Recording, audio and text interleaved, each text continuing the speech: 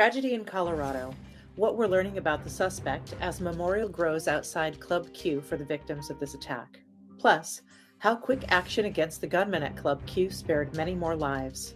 And ending stigma, one episode at a time. The creator of Queer Sex Ed joins me to shed light on LGBTQ plus sexual health. That's all coming up on Advocate Today.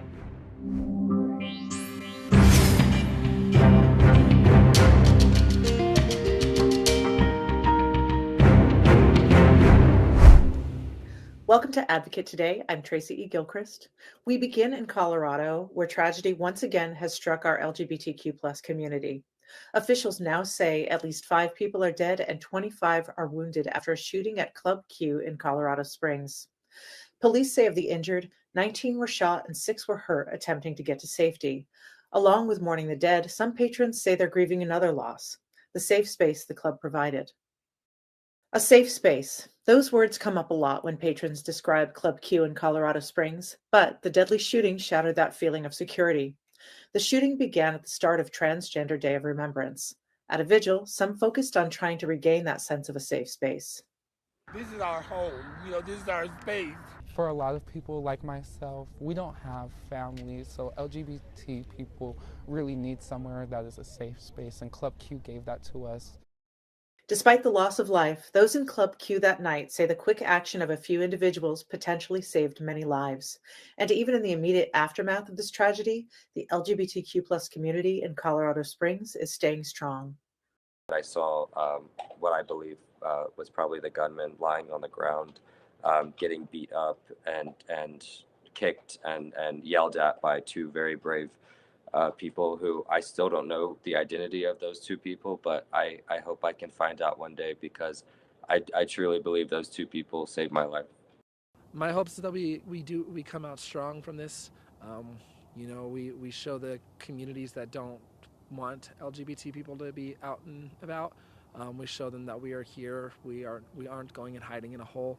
We are staying strong, and we are continuing to fight for it, and we don't give up. The LGBTQ plus community has shown time and time again that being resilient is a way of life. Loving who you love is no crime, and learning how to love who you love certainly isn't one either. I recently spoke with sex educator Dr. Lex and It Gets Better brand marketing director Ebony Munn about their series Queer Sex Ed and how they're tackling LGBTQ plus sexual health and well-being. Hi, welcome. We are here with Ebony Munn, brand marketing director for It Gets Better. Thank you. And also sex educator, Dr. Lex. So we discuss Queer Sex Ed. And thank you so much for joining us. Thank you so much. Of course. Well, Ebony, I'd love to start with you. And just, I know that you were the creator of the series, and congratulations. Would you talk a little bit about the genesis of why you wanted to do this? Of course. So I came up with the concept for Queer Sex Ed, which pairs multiple friend groups with sex educators to have meaningful, open conversations about how they first learned about sex. Most often, it's through media. And over the course of 5 episodes, we discuss a variety of things, many ways that they experience intimacy that may not include sex. What does sexuality and disability justice look like when you are someone with a disability who enjoys, experiencing sex, and even discussing what are the taboo conversations around STIs and sexual health that we didn't grow up learning. And the series all stems from the fact that out of 50 states, only 17 give medically accurate information pertaining to sex education, which is a wild number to even think about. So this series is meant to fill in that gap of knowledge and exploration, and hopefully meant for folks to continue those conversations with their own friend groups or parents or significant others. Wonderful. Thank you for that information. And Dr. Lex, would you talk a little bit about how you became involved with this project and why it's important for you to be sharing this critical information with folks? Great questions. The other sexuality educator, Melina Gaze, actually tapped me in for this, and I'm so honored to be tapped in. Being a sexuality professional, we get a lot of pushback, right? A lot of people think we're groomers or we're trying to indoctrinate their kids with these ideas, which just isn't true. And oftentimes, I've been in the sex ed world for over a decade now, and the idea of queerness is still something that we are working so hard to make sure it's integrated on a regular basis, that queerness is a part of comprehensive sexuality education. So when I talked to Ebony, when I learned more about the project, I was super excited because there is no normal when it comes to sexuality, right? It's all queered in some way, shape, and form. And we need to think of queerness as the normal. So nobody has this set idea of who they should be, how they should love, what their bodies are supposed to look like, and the valuation that comes with that for their own personhood. I love that. That you just kind of blew my mind a little bit, that queerness is the normal, because it really is. Yeah. Thank you. And then, Ebony, would you talk a little bit about how you came to land on these topics that you cover, like self-pleasure and STIs, et cetera, in the series? We knew that there were some burning questions that people had out there. And so we worked with Our Youth Voices. We also just looked at other media outlets that were covering sex education, but not going into queer sex ed, and kind of seeing what they were covering and knowing, just noticing some pain points that they kind of were glossing over. And so I wanted to work on those episodes and really talk about sexual health and STIs, really talk about, what does sex in the disability community look like? How did people learn about sex for the first time? Specifically being people of color, where normally we don't have those conversations with our parents. And what does that conversation look like?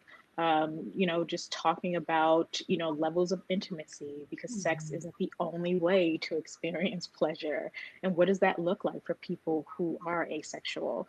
And so those, kind of topics were really, really important. We wanted to make sure that we found the right people, the right friend groups for those conversations as well. Yeah, it's incredibly kind of casual and warm, and it has a really lovely feeling to it. And you were talking about that episode of regarding intimacy, and there is this discussion about asexuality, which I thought was really wonderful, because there's a discussion about how there's no one way to be asexual. There's a broad spectrum. And Dr. Lex, would you talk a little bit about bringing those nuances into identity and how that fits into sex education? Absolutely. So when people say sex, they only think of intercourse, right? They don't think of who people care about, bodily sensations and pleasure. They don't think about how people might think of themselves differently than how they identify out their mouths than the behaviors that they're actually having. All of those can be three different things that don't necessarily line up with one specific identity. So when we're talking about sexuality education, I think it's so important to make sure that we include the layers of people, because for far too long, we've left out too many folks. And those folks have had to go learn somewhere else. And that somewhere else is usually some type of pornography, which we know is a fantastical viewpoint.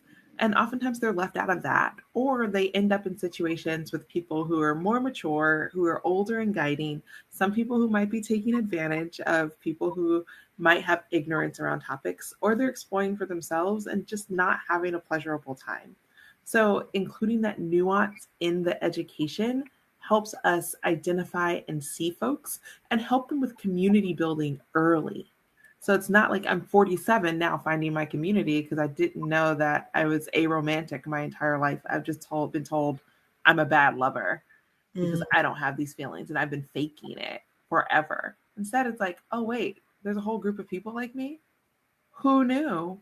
I'm not so strange. I can go learn from these people, and I can be a better person. I can be a better partner. I know more about myself, so I'm more comfortable, and I can say exactly what I want so we can have success in whatever this relationship is.